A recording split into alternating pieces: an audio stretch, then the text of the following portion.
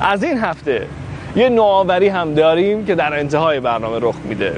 موسیقی پایانی برنامه‌مون تغییر کرده و اینطوری میگه که پا به پای تو راه میافتم انقلاب و به سمت آزادی. خیلی مواظب خودتون باشید.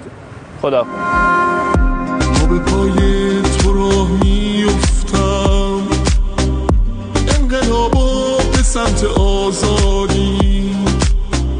من خراب قشنگیای تو هم، من خراب تو هم که آبادی. حافظ و مولوی و فردوسی، سعدی و جامی، رودکی، خیام، همه رو میشه دید میشه شنید.